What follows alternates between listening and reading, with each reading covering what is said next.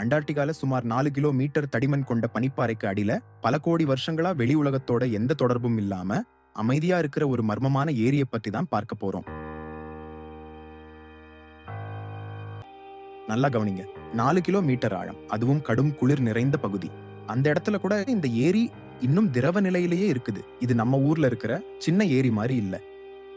இந்த ஏரி சுமார் 250 கிலோமீட்டர் நீளம் கொண்டது. கடல் அளவுக்கு சமமான ஒரு ஏரி. இதோட ஆழம் சில இடங்கள்ல 1 கிலோமீட்டர் வரைக்கும் இருக்கும்னு விஞ்ஞானிகள் சொல்றாங்க. இந்த ஏரி அண்டார்டிகால எங்க இருக்குன்னா, ரஷ்யாவோட ஆராய்ச்சி நிலையமான வோஸ்டாக் நிலையத்துக்கு சரியா 4 கிலோமீட்டர் கீழே இந்த ஏரி அமைஞ்சிருக்கு. இப்போ உங்களுக்கு ஒரு கேள்வி வந்திருக்கும். இவ்வளவு குளிர் இருக்கிற இடத்துல, அவ்வளவு தடிமனான பனிக்கு அடியில இந்த ஏரி எப்படி இன்னும் உறையாம திரவ நிலையில இருக்குது? அதுக்கு விஞ்ஞானிகள் 2 முக்கிய காரணங்கள் சொல்றாங்க.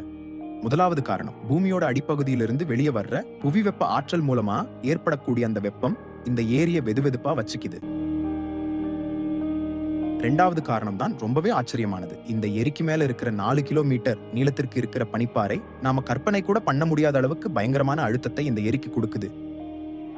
அந்த அழுத்தம் எவ்வளவுன்னா, உங்க நகத்துக்கு மேல ஒரு பெரிய லாரியை நிறுத்தினா எவ்வளவு அழுத்தம் வருமோ அதே மாதிரியான அழுத்தம் ஒரு சின்ன பகுதியில மட்டும் இந்த நீருக்கு ஏற்படுது. அந்த அழுத்தம் காரணமா நீர் வழக்கமா உறையிற 0 டிகிரி வெப்பநிலையில கூட உறையாம -10 டிகிரி வரைக்கும் திரவ நிலையிலேயே இருக்குது.